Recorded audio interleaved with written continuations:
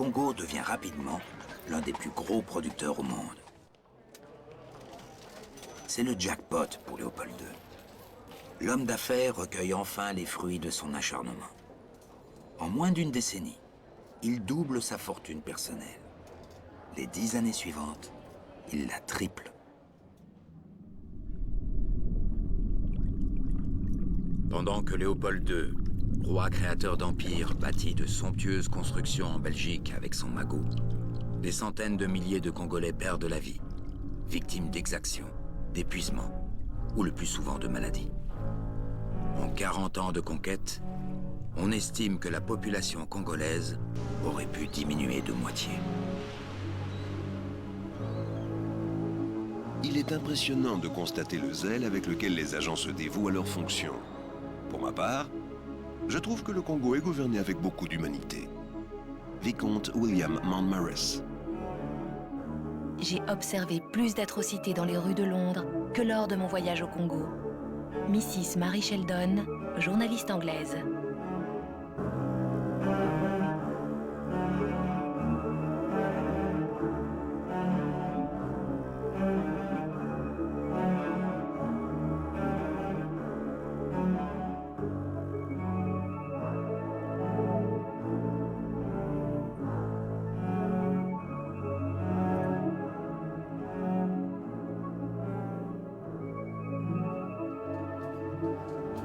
Malgré un discours colonial officiel toujours aussi triomphant, l'étau se referme lentement sur Léopold II.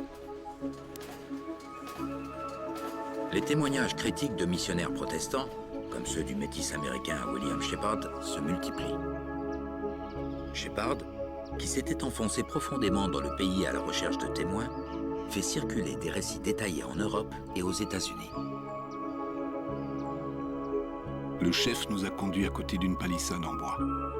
Sur les pieux, horreur, des mains droites, 81 au total. Le chef me dit, ce sont nos preuves. Nous devons couper les mains droites de nos victimes pour prouver à l'État qu'elles sont bien mortes et que nous ne gaspillons pas nos munitions. Mais c'est de Grande-Bretagne que vient le coup fatal aux campagnes de Léopold. C'est un jeune polémiste anglais, du nom d'Edmund Morel, qui assène le coup de grâce au puissant monarque. À l'âge de 18 ans, Morel entre au service d'une importante firme de transport maritime à Liverpool, la Elder Dempster. Une des lignes de cette société dessert le Congo via le port d'Anvers. Ce lien privilégié avec l'Afrique permet à Morel de recueillir des témoignages de plus en plus inquiétants sur les abus qui sévissent au Congo. Pour moi, il s'agissait avant tout d'un problème de droit humain, de conscience et de responsabilité collective. Léopold II avait beau jeu de me présenter comme l'ennemi anglais à la solde des intérêts des marchands de Liverpool. Ses arguments ne convainquaient plus qu'une partie de la sphère dirigeante en Belgique. À l'étranger, les preuves irréfutables que j'avais rassemblées attiraient l'attention des plus grands dirigeants. Les signatures de mon comité de soutien étaient plus prestigieuses les unes que les autres. Du monde entier, je recevais des marques de sympathie et des encouragements. Le discours bien huilé de Léopold II à la gloire de son œuvre et l'impression ininterrompue de publications contredisant les critiques ne suffisent plus. C'est le cénacle intellectuel qui désormais s'engage dans la bataille. Mark Twain, Conan Doyle, Anatole France, ou évidemment Joseph Conrad, qui avait personnellement connu le Congo de l'intérieur pour y avoir vécu. La pression internationale contraint Léopold II à réagir. Il décide d'envoyer une commission d'enquête au Congo en 1904 afin de se blanchir aux yeux du monde. Cette commission, plutôt favorable à Léopold II, composée d'hommes choisis par ses soins et méfiante envers les attaques anglaises au départ, revint du Congo avec la conviction profonde qu'il fallait mettre fin aux abus. Ils avaient pu entendre les plaintes des missionnaires, mais aussi de la population elle-même qui ne voulait plus se laisser faire. L'attaque provient désormais du propre camp de Léopold II, et les preuves sont irréfutables. sous Léopold II, la Commission produit l'effet inverse de celui attendu. La Belgique comprend alors qu'elle doit réagir. Il faut qu'elle annexe le Congo avant qu'il ne soit trop tard pour elle. D'autant que le Congo reste une terre de convoitise pour beaucoup d'appétits européens. Le risque de voir le rival anglais mettre la main sur son œuvre force Léopold II, vieilli et usé, à accepter de céder le Congo à la Belgique en 1908.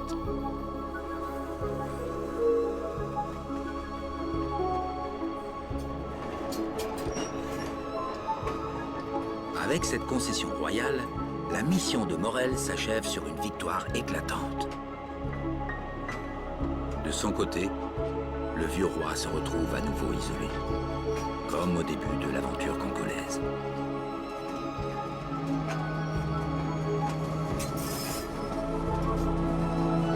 En acceptant l'héritage douteux de son souverain, la petite Belgique entre brutalement dans le cercle fermé des puissances coloniales. Parviendra-t-elle à enrayer le système abusif d'exploitation mis en place par son souverain? Léopold II ne sera pas là pour le constater, puisqu'il décède quelques mois plus tard, le 17 décembre 1909. La Belgique hérite ainsi d'une colonie 80 fois plus étendue que sa propre superficie. Les Belges semblent résolus à mettre fin aux abus. Les députés ont voté à la Chambre une charte coloniale, dont les principes sont sans équivoque.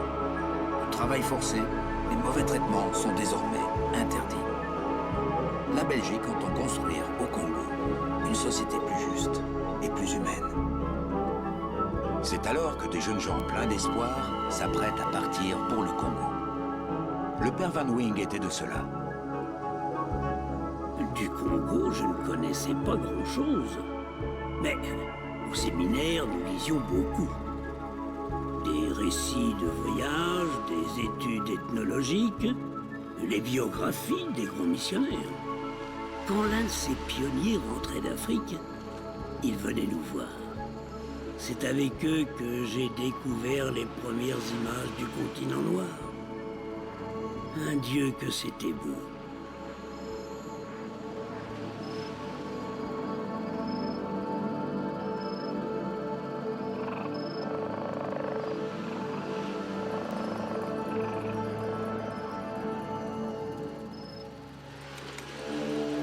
À la fin de mon séminaire, j'ai reçu l'ordre de rejoindre la mission de Kisantu dans le Bas-Congo. Un jésuite est un soldat qui obéit à sa hiérarchie. Mais au fond, j'étais ravi. J'allais partir. Enfin.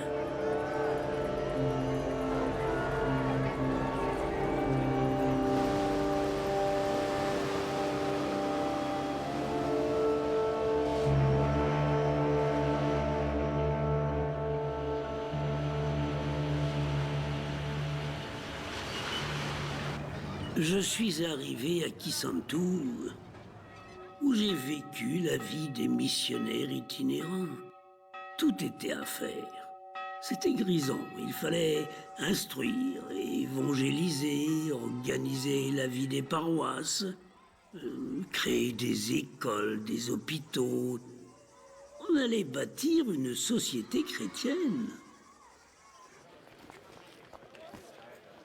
Les colons étaient à peine quelques centaines sous Léopold II.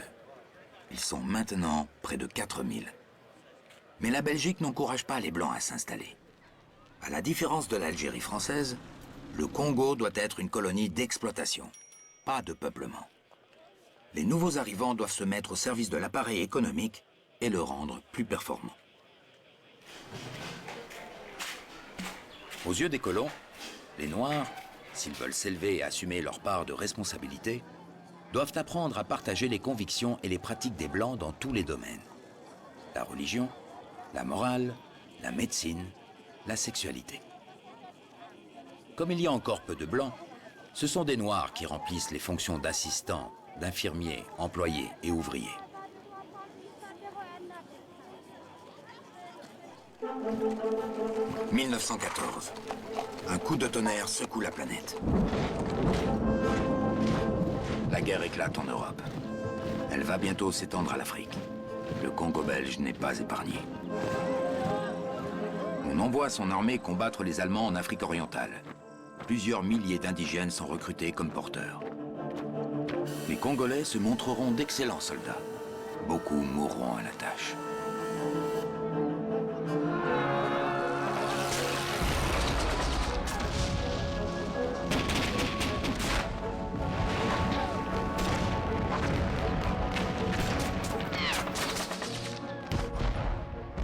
Au lendemain de la guerre, le monde a plus que jamais besoin de cuivre, d'étain, de zinc.